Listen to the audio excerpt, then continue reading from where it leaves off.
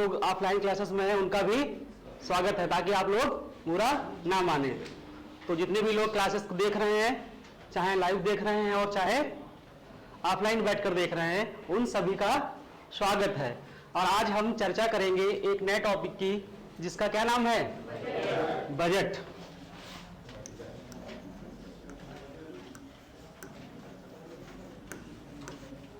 हम क्या पढ़ने वाले हैं? बजट। कई बार आपके मित्र, आपके दोस्त आपसे कहते हैं कि भाई चल के जरा मूवी दिखा दे, तो आप क्या कहते हैं? भाई अभी बजट नहीं है। क्या कहते हैं? भाई अभी बजट नहीं है।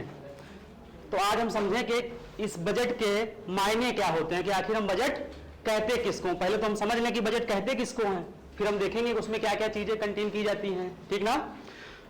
तो बजट शब्द शुरू करें इससे पहले हम 2-3 शब्दों को सीख लेते हैं और उसी के माध्यम से हम आगे बढ़ने की कोशिश करेंगे और जानेंगे कि आखिर बजट होता क्या है। प्रत्येक वर्ष फरवरी के प्रथम कार्य दिवस पर सरकार जो बजट लाती है वह लाती क्यों है, उसके क्या उद्देश्य है और किन उद्देश्यों की पूर्ति के लिए वह उसे प्रस्तुत करती है, ठीक ना। और उससे जुड़ी हुई जितनी भी सूचनाएं हैं वो सारी चीजें हम स्टेप बाय स्टेप देखने की कोशिश करेंगे, ठीक ना। जो बजट होता है, आप पॉलिटी में भी बजट पढ़ते हैं, राज्य व्यवस्था में बजट पढ़ते कि नहीं पढ़ते हैं? आप पॉलिटी में भी बजट पढ़ते हैं, लेकिन इकोनॉमी में भी बजट, दोनों का संदर्भ थोड़ा अलग होता है। लेकिन हम दोनों को क्या करेंगे? कंबाइन करके पढ़ेंगे। कैसे पढ़ेंगे? कंबाइन करके पढ़ेंगे, ताकि आप उसे आसानी से समझ सके, ठीक ना। चलिए शुरू किया जाए। एक शब्द है पब्लिक फाइनेंस या लोक वित्त। क्या शब्द है? लोक वित्त।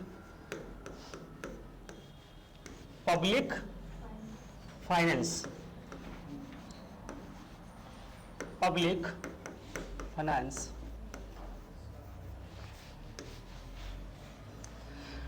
और इस शब्द का जो संबंध है वह किससे है?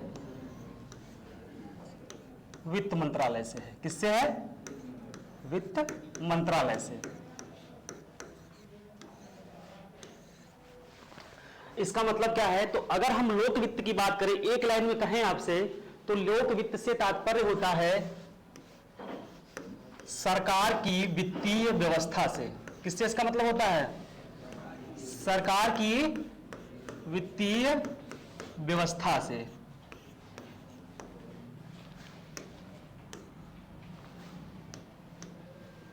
वित्तीय व्यवस्था से, ठीक है।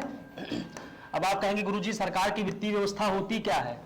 पूछेंगे कि नहीं पूछेंगे?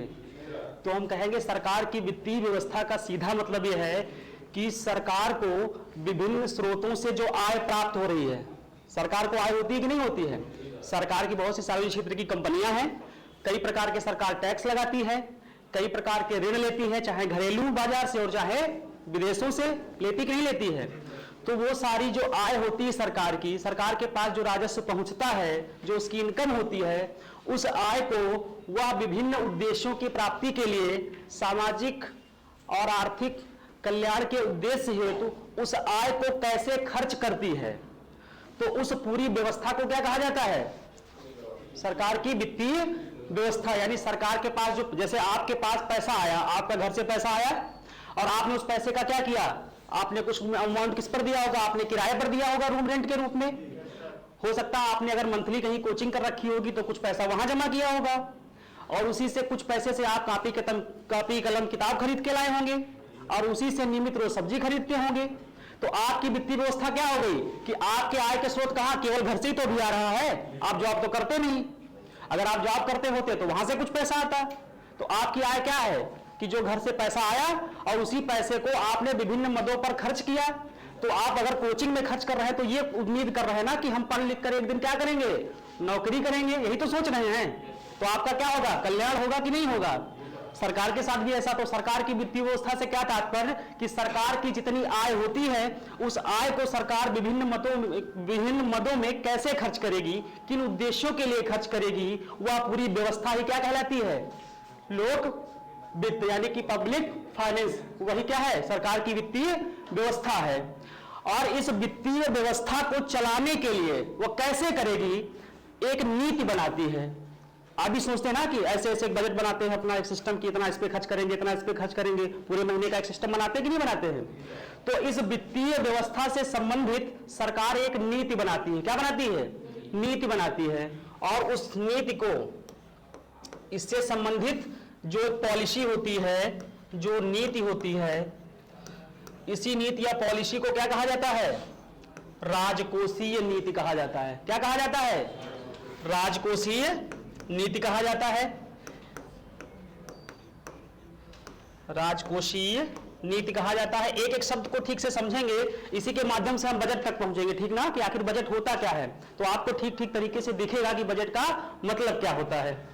तो हमने कहा कि पब्लिक फाइनेंस, लोक वित्त का मतलब क्या है? तो वह है सरकार की वित्तीय व्यवस्था से। और फिर हमने कहा सरकार की जो वित्तीय व्यवस्था है, जो सरकार आय आ रही है, उसको जो खर्च कर रही है, उसको करने के लिए वह एक नीति बनाती है, एक पॉलिसी बनाती है कि वह कैसे कैसे करेगी। तो उसी नीति को क्या कहा जाता है? राजकोषीय नीति कहा जाता है। अब इस राजकोषीय नीति जो बनेगी, आप जब कोई पॉलिसी बनाते हैं तो उसमें लिखते हैं ना कि ऐसे ऐसे ये प्रावधान रहेगा, ये उसका खंड, इसमें ये करेंगे, इसमें ये करेंगे, इस तरह का डॉक्यूमेंट बनाते हैं कि नहीं बनाया जाता है। तो इस राजकोषीय नीति से संबंधित जो डॉक्यूमेंट, जो दस्तावेज तैयार किया जाता है, उसी दस्तावेज को क्या कहा जाता है? बजट कहा जाता है। इससे संबंधित, यानी कि राजकोषीय नीति, राजकोषीय नीति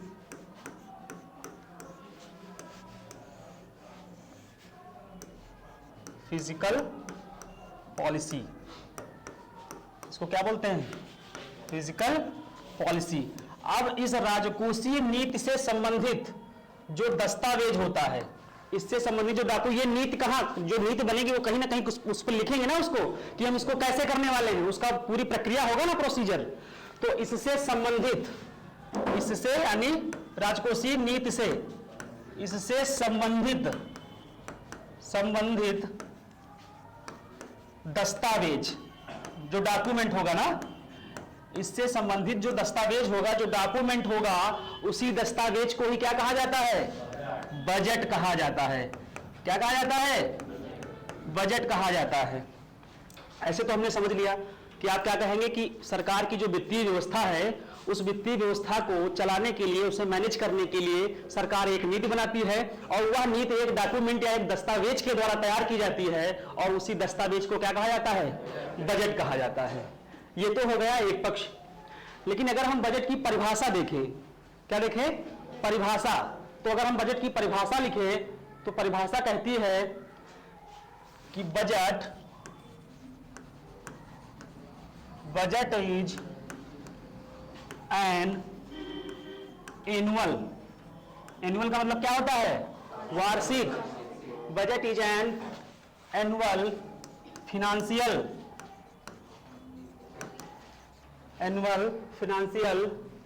स्टेटमेंट। क्या होता है?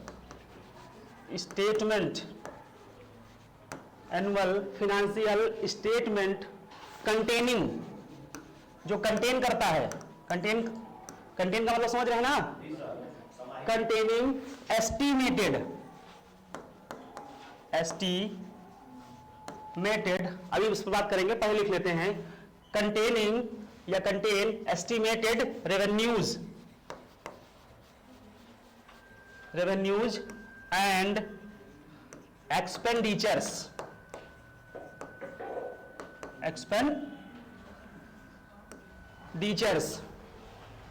फॉर द, और ये क्यों करती है?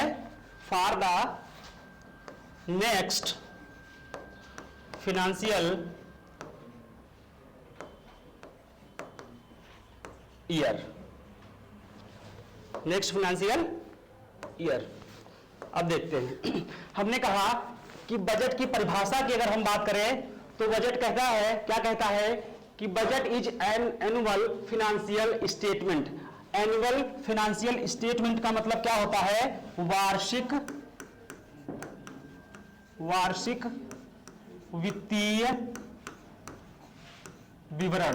क्या होता है? क्या संविधान में बजट शब्द का उल्लेख किया गया है? नहीं किया गया ना। अनुच्छेद 112 क्या कहता है? वार्षिक वित्तीय विवरण।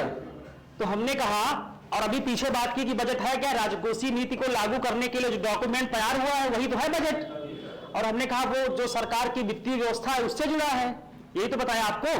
तो बजट की जो परिभाषा निकल कर आई वो क्या है कि budget is an annual financial statement contain, जो धारित करती है, क्या धारित करती है, एस्टिमेटेड मींस अनुमानित, एस्टिमेटेड मींस अनुमानित, अनुमान लगाते हैं, अनुमानित, रेवेन्यूज मतलब राजस्व, क्या होता है, रेवेन्यूज मतलब राजस्व, एंड एक्सपेंडिचर मतलब व्यय, खर्च। कौन से खर्च, for the next financial year. जब बजट 1 फरवरी को आता है, जो 2023 को बजट आया है, वो कब तक के कब से कब तक के लिए आया है, 2023 से लेकर 2024 तक, यानी जो आगामी वर्ष है उसी के लिए तो आया है। तो उसके लिए हमने एक शब्द क्या यूज किया, नेक्स्ट फाइनेंशियल ईयर, अगले वित्तीय वर्ष के लिए। तो बजट क्या हुआ, तो अगर हम कहें बजट की परिभाषा, तो बजट कुछ नहीं है बल्कि क्या है, यह एक वार्षिक वित्तीय विवरण होता है सरकार का, जो धारित करता है, जिसमें क्या होता है, क्या होता है कि उसमें अनुमानित सरकार की जो रेवेन्यू है, राजस्व, यानी कि सरकार की आय होती है, और साथ ही साथ क्या होता है, सरकार का खर्च होता है। तो एक लाइन में नहीं कह सकते कि बजट कुछ नहीं है, सरकार के आगामी वर्ष के खर्च और आय का ब्यौरा होता है। बताओ, एक लाइन में कह सकते हो कि नहीं कह सकते हो, किसी को कोई डाउट? तो बजट क्या है कि सरकार के आगामी वर्ष का आय और व्यय का ब्यौरा होता है, यही तो होता है। लेकिन इस बजट को लाया क्यों जाता है, इसका यूज क्या है, क्यों सरकार बजट लेकर आती है, इसका इंपॉर्टेंस क्या है? तो इसका महत्व जो है, यानी कि इंपॉर्टेंस की अगर हम बात करें, इंपॉर्टेंस, अगर हम बजट के इंपॉर्टेंस की बात करें तो कहते हैं कि it is the primary tool. ये क्या होता है, इट इज प्राइमरी टूल। क्या होता है ये प्राइमरी टूल होता है। टूल का मतलब क्या होता है, यंत्र। क्या होता है, यंत्र। It is the primary tool.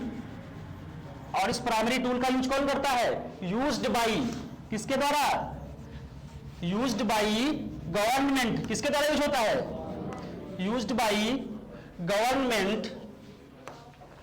It is the primary tool used by government, या सरकार के द्वारा यूज किया जाता है। किस लिए यूज किया जाता है, अब अभी जो नीति बनाई थी उस नीति में क्या कहते थे, उसी नीति के लिए तो करते थे। It is used by government, किस लिए, टू इंप्लीमेंट। इंप्लीमेंट मतलब लागू करना। क्या लागू करना, to implement its physical policy. किस लिए लाए थे, टू इंप्लीमेंट इट्स फिजिकल। देखिए वही चीज निकल के आई कि नहीं आई, जहां से कहानी शुरू हुई थी वहीं आया कि नहीं लौट के।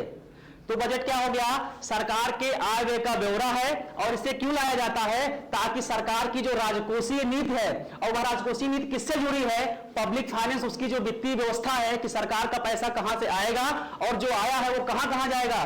क्या केवल आधारभूत संरचना का विकास होगा, क्या गरीबों के लिए कुछ जाएगा कि नहीं जाएगा, क्या मनरेगा जैसी योजना के लिए पैसा जाएगा कि नहीं जाएगा, क्या वृद्धावस्था पेंशन आदि के लिए पैसा जाएगा कि नहीं जाएगा। ये सारे जितने सामाजिक आर्थिक उद्देश्य हैं, उन उद्देश्यों पर पैसा कैसे खर्च होगा, उससे संबंधित जो नीति है वह राजकोषीय नीति होती है। और उस राजकोषीय नीति को जिस डॉक्यूमेंट में रख करके प्रस्तुत किया जाता है सदन में, उसी डॉक्यूमेंट को क्या कहते हैं, हम बजट कहते हैं। तो अब बताइए, सबको बजट का मतलब समझ में आया, क्या कहते हैं बजट को। तो बजट क्या होता है, सरकार के आय व्यय का ब्यौरा होता है, और यह सरकार की राजकोषीय नीति को लागू करने के लिए लाया जाता है। और जो सरकार की राजकोषीय नीति होती है उसका संबंध होता है सरकार की वित्तीय व्यवस्था से।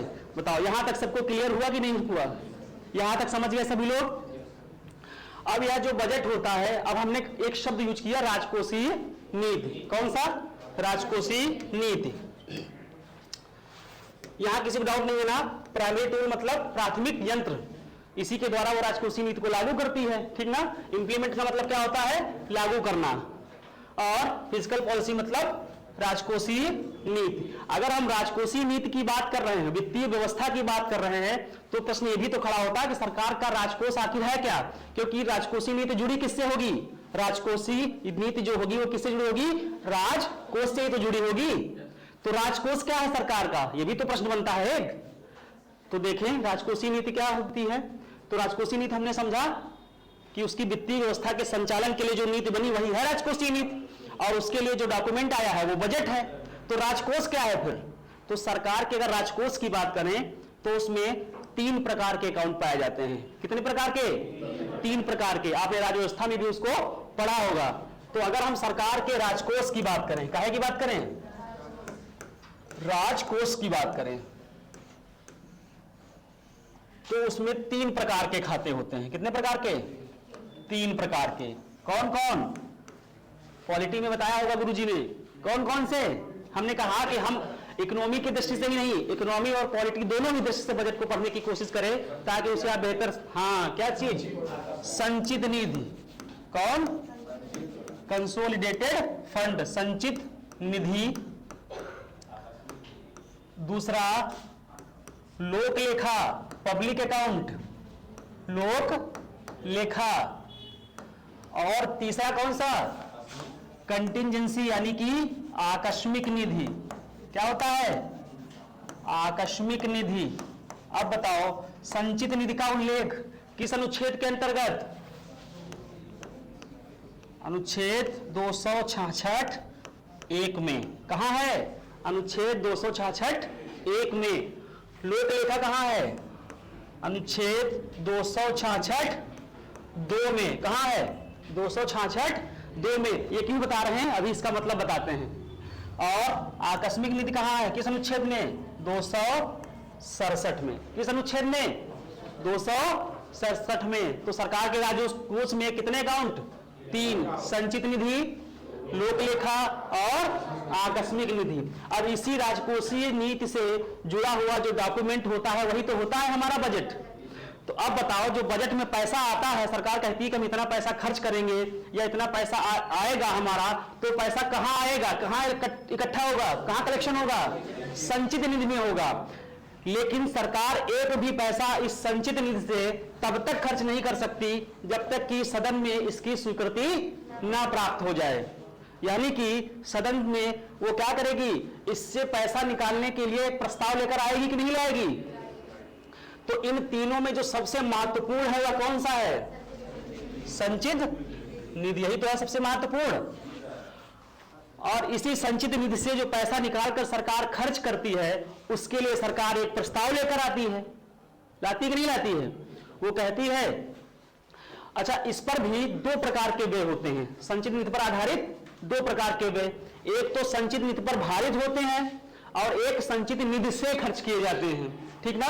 दोनों के मायने अभी बताते हैं।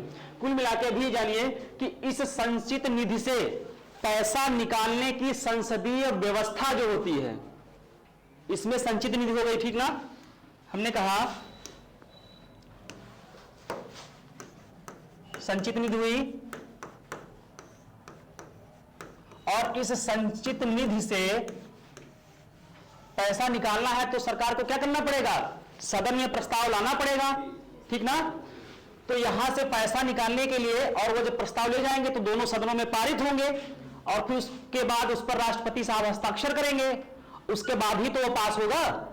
तो इससे इस संचित निधि से पैसा निकालकर संसद में प्रस्ताव जो ले जाया जाएगा और उस संसद में वह जो प्रस्ताव पारित होगा वह जो पूरी प्रक्रिया को ही कहा जाता है बजटीय प्रक्रिया। क्या कहा जाता है? बजटीय प्रक्रिया, बजटरी प्रोसेस। क्या कहा जाता है? इस निधि से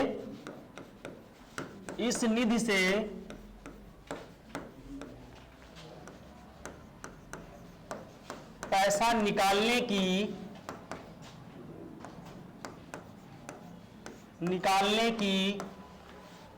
संसदीय प्रक्रिया, क्योंकि पैसा निकालना है तो संसद में जाकर के बात करेंगे, तो इसलिए कैसी प्रक्रिया? संसदीय प्रक्रिया। संसदीय प्रक्रिया, इस निधि से पैसा निकालने की संसदीय प्रक्रिया को ही क्या कहा जाता है? बजटीय प्रक्रिया कहा जाता है। Budgetary process, budgetary. तो हमने देखा कि बजट क्या होता है, तो हमने कहा बजट सरकार के आय व्यय का ब्यौरा होता है। और यह बजट किस लिए लाया जाता है? ताकि सरकार की राजकोषीय नीति को इंप्लीमेंट किया जा सके, लागू किया जा सके। और वह राजकोषीय नीति का संबंध किससे होता है? तो हमने कहा वो सरकार की वित्तीय व्यवस्था यानी कि पब्लिक फाइनेंस से होता है। तो हमने कहा कि अगर राजकोषीय नीति है तो निश्चित रूप से वह राजकोष से जुड़ा हुआ मामला होगा। तो राजकोष है क्या? तो हमने कहा कि सरकार के जो राजकोष हैं उसमें 3 प्रकार के खाते होते हैं, एक संचित निधि, एक लोकलेखा और आकस्मिक निधि। जो संचित निधि होती है वह सरकार की अपनी आय होती है, जबकि जो लोकलेखा होता है वह लोगों का पैसा जो सरकार के पास रहता है। और जो आकस्मिक निधि है वो संचित निधि से निकाल कर उसमें डाल दिया जाता है और समय पड़ने पर जब जरूरत होती है किसी मुसीबत में, आकस्मिकता में, तब उसको राष्ट्रपति की अनुमति से उपयोग कर लिया जाता है। और जितना पैसा कम होता है वो अगले बजट में फिर उसमें डाल दिया जाता है। तो ये प्रक्रिया, और हमने फिर कहा कि जो संचित निधि है इसी में से पैसा निकालने की जो संसदीय प्रक्रिया है उसी को क्या कहते हैं? बजटीय प्रक्रिया। और इस बजटीय प्रक्रिया में वो जो प्रस्ताव, वो जो डॉक्यूमेंट गया था पास होने, वो प्रस्ताव जो था, वो डॉक्यूमेंट, जो दस्तावेज पारित हुआ है इस प्रक्रिया में, वह क्या है? बजट है। इस प्रक्रिया में जो प्रस्ताव पारित हुआ है वही क्या है? वही तो बजट है। तो अब बताओ बजट का मतलब समझ में आया कि नहीं? सदन में ये जो बजटीय प्रक्रिया होती है ये फाइनेंस मिनिस्टर ही करेगा। हाँ, जो वित्त मंत्री होते हैं, वित्त मंत्री ही प्रस्तुत करते हैं। और अगर वित्त मंत्री नहीं है तो फिर कौन कर सकता है? राष्ट्रपति जी जिसको स्वीकृति दे। कौन कर सकता है? राष्ट्रपति जिसको स्वीकृति दे। और अभी तक 3 ऐसे प्रधानमंत्री हुए जिन्होंने ये प्रस्तुत किया है संसद में। कौन कौन? इंदिरा गांधी और राजीव गांधी। याद करना आसान है कि नहीं? एक ही कड़ी से हैं। 3 व्यक्ति, 3 ऐसे प्रधानमंत्री हुए जिन्होंने प्रधानमंत्री के पद पर रहते हुए क्या किया है? बजट प्रस्तुत किया है। ये हम जब बजट का इतिहास देखेंगे उसमें हम आपको सारी सूचना लिखवाएंगे, ठीक ना? तो अब बताओ यहां तक सबको क्लियर हो गया? बजट का मतलब समझ गए, राजकोषीय नीति का मतलब समझ गए। तो अगर यहां तक क्लियर हो गया है तो अब हम बढ़ते हैं इसके इतिहास की तरफ। कहां बढ़ते हैं? इतिहास की तरफ। तो अगर हम इसके इतिहास की बात करें तो जो बजट शब्द है, कौन सा शब्द? बजट शब्द। तो यह जो बजट शब्द है यह एक फ्रेंच वर्ड, एक फ्रांसीसी शब्द। कौन सा? फ्रांसीसी, फ्रेंच वर्ड बुगेट। क्या चीज? बुगेट। इस बजट का जो फ्रांसीसी मूल वर्ड है वो क्या है? बुगेट है। और इस बुगेट का मतलब क्या होता है? चमड़े का थैला होता है। क्या होता है? चमड़े का थैला होता है। चमड़े का थैला होता है। तो अगर बजट की हम बात करें तो अगर पूछा जाए कि यह कौन सा वर्ड है, इसका मूल वर्ड कौन सा है, तो फ्रेंच वर्ड है। और फ्रेंच वर्ड के किस शब्द से बजट बना है? बुगेट से बना है। और जिसका अर्थ क्या होता है? चमड़े का थैला होता है, ठीक ना? यहां तक सब लोग समझ गए। अभी थोड़ी बात उसी नीति से जुड़ी हुई बात करते हैं, क्योंकि इसके बाद हम क्या बात करेंगे? इतिहास की बात करेंगे, ठीक ना? लेकिन उसके पहले जो बजटरी प्रोसेस देखा है एक बार पॉलिटी के पॉइंट ऑफ व्यू से उसे देखने की कोशिश करते हैं, ठीक ना? जो बजट, हमने कहा कि संचित निधि से पैसा निकालने की जो प्रक्रिया है वही है बजटीय प्रक्रिया। तो जो बजटीय प्रक्रिया होती है, बजटीय प्रक्रिया, यह जो बजटीय प्रक्रिया होती है इसके अंतर्गत विभिन्न आर्टिकल्स इस्तेमाल किए जाते हैं कि किस आर्टिकल के तहत कौन सी प्रक्रिया होगी। तो अगर इससे जुड़े हुए मुख्य आर्टिकल की हम बात करें तो उसमें पहला हो जाएगा 112 यानी कि अनुच्छेद 112, अनुच्छेद 113, 114, 111, 116। अगर इसमें पूरी बजटीय प्रक्रिया की बात करें, और आपको पता है कि बजटीय प्रक्रिया क्या है? संचित निधि से पैसा निकालने की संसदीय व्यवस्था है। संचित निधि से, वही तो है हमारी बजटीय प्रक्रिया। और उस बजटीय प्रक्रिया में जो डॉक्यूमेंट पारित हो रहा है, पास हो रहा है, वही क्या है? हमारा बजट है। तो अगर बजट की बात करें तो बजट संविधान के किस अनुच्छेद में है? बजट शब्द संविधान के किस अनुच्छेद में है? कहीं नहीं है, बजट शब्द ही नहीं है। बजट शब्द है? नहीं है ना। क्या शब्द है? वार्षिक वित्तीय विवरण। अनुच्छेद 112 क्या कहता है? अनुच्छेद 112 के 2 भाग। कितने? 2 भाग, भाग 1 और भाग 2। भाग 1 कहता है कि बजट क्या है? तो वार्षिक वित्तीय विवरण है। क्या है बजट? वार्षिक वित्तीय विवरण है। 112 क्या कहता है? संचित निधि के बारे में बताता है। किसके बारे में? संचित निधि। और यह संचित निधि के जो खर्च होते हैं वह 2 प्रकार के होते हैं। कितने प्रकार के? 2 प्रकार के होते हैं। कौन कौन से? एक तो संचित निधि पर भारित व्यय, संचित निधि पर भारित व्यय, और दूसरा संचित निधि से किए जाने वाले, संचित निधि से किए जाने वाले व्यय। सबको समझ में आ रहा है? अभी बताते हैं। किए जाने वाले व्यय, इन दोनों को समझ लिए पहले। अनुच्छेद 112 में हमने कहा जो वार्षिक वित्तीय विवरण है उसी को हम लोग क्या कहते हैं सामान्य भाषा में? बजट कहते हैं। तो वार्षिक वित्तीय विवरण क्या है? वार्षिक वित्तीय वही तो है, सरकार के आगामी वर्ष का जो आय व्यय का ब्यौरा है वही है वार्षिक वित्तीय विवरण। लेकिन ये संचित निधि में जो नई शब्दावली आई इसका मतलब समझ लें क्या होता है, ठीक ना? तो हम इसको भी जान लेंगे। तो हमने कहा संचित निधि पर जो व्यय होते हैं वो 2 प्रकार के होते हैं। एक उस पर भारित होता है,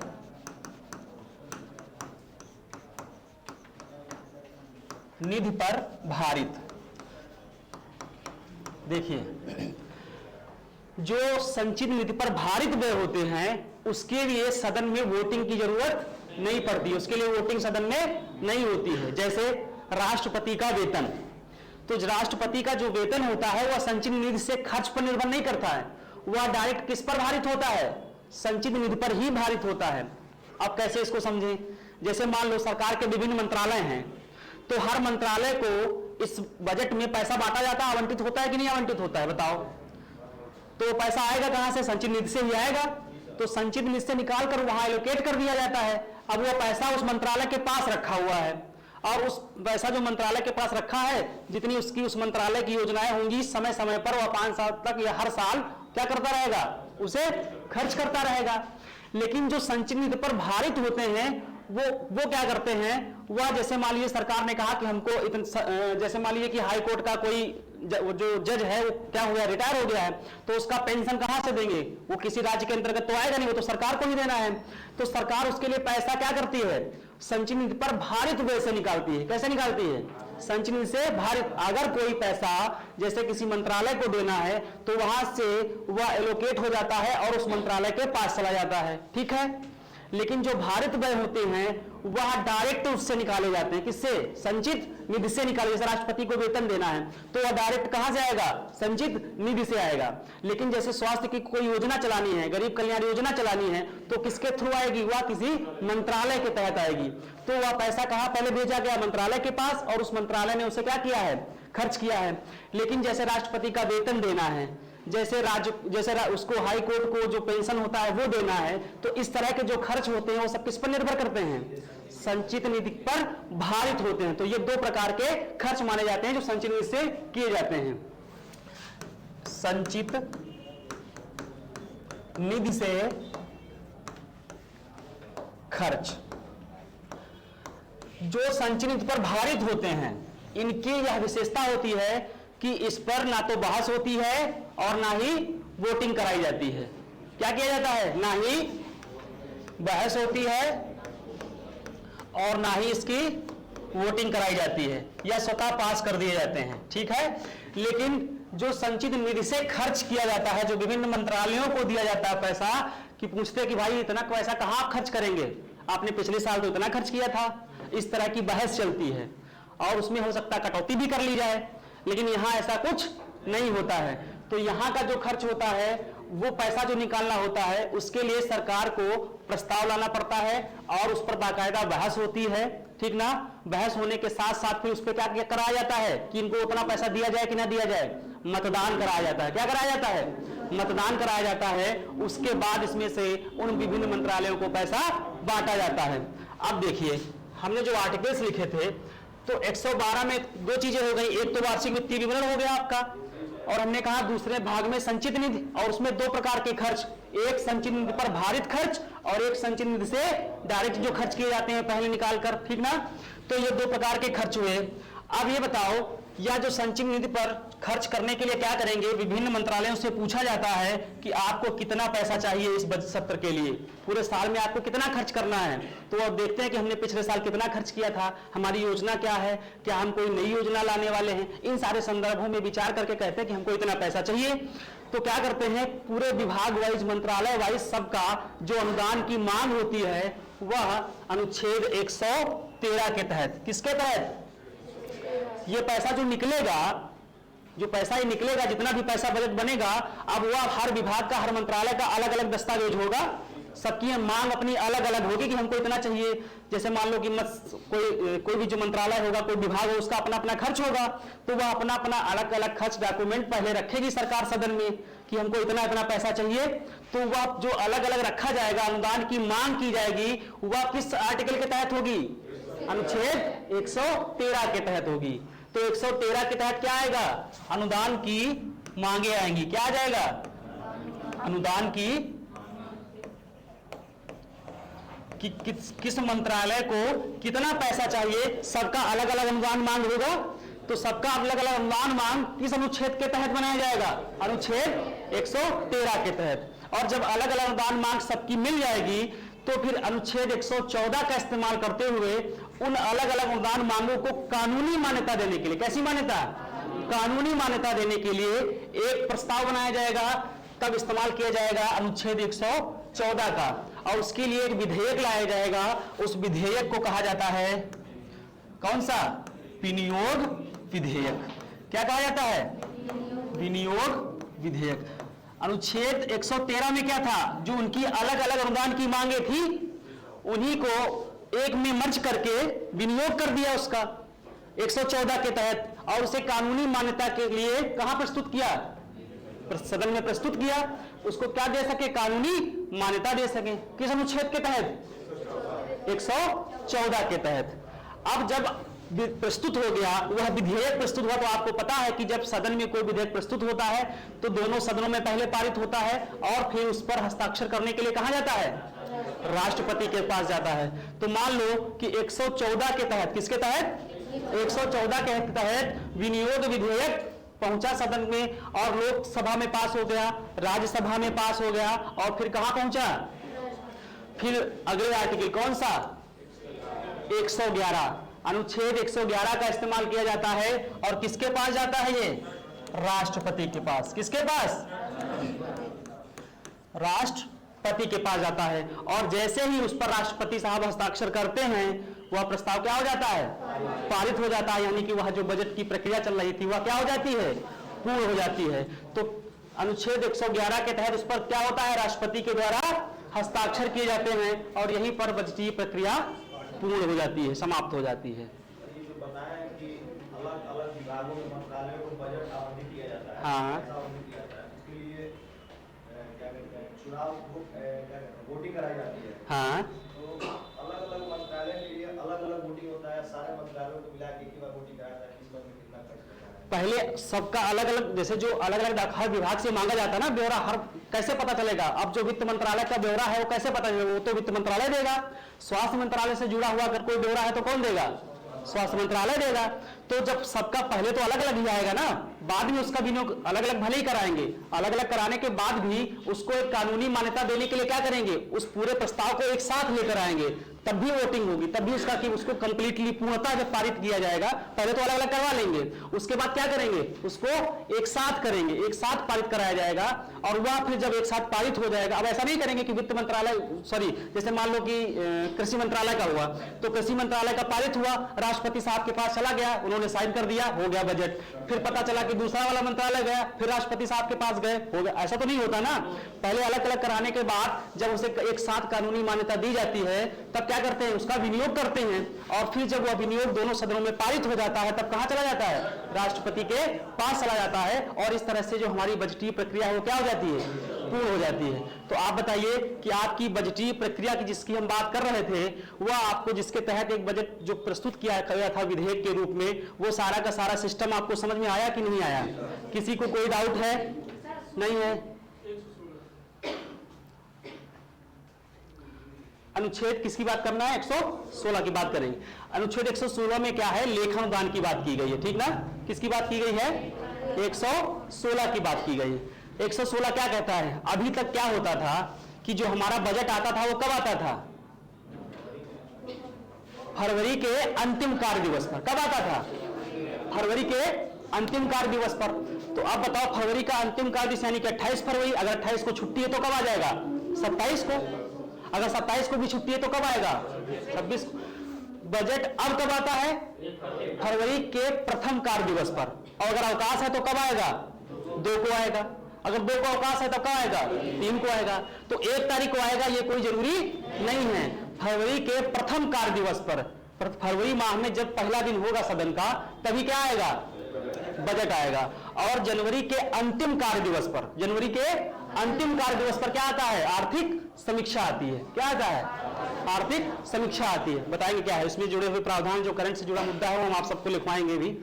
तो लेखानुदान का जब फरवरी में 28 फरवरी को आता था बजट, तो पारित होने में समय लगता है। पता चला महीना भर लग गया, 2 महीना लग गया, समय लगता है कि नहीं लगता है? 45 दिन लग गया। तो अब बताओ, और जो वित्तीय वर्ष सरकार का शुरू होता है वो कब से शुरू हो जाता है? सरकार का जो वित्तीय वर्ष शुरू होता है, वित्तीय वर्ष वो कब शुरू हो जाता है? वित्तीय वर्ष 1 अप्रैल से शुरू हो जाता है। कब से कब तक वित्तीय वर्ष चलता है? 1 अप्रैल से 31 मार्च। कब से कब तक? 1 अप्रैल से 31 मार्च। और बजट कब आ रहा है?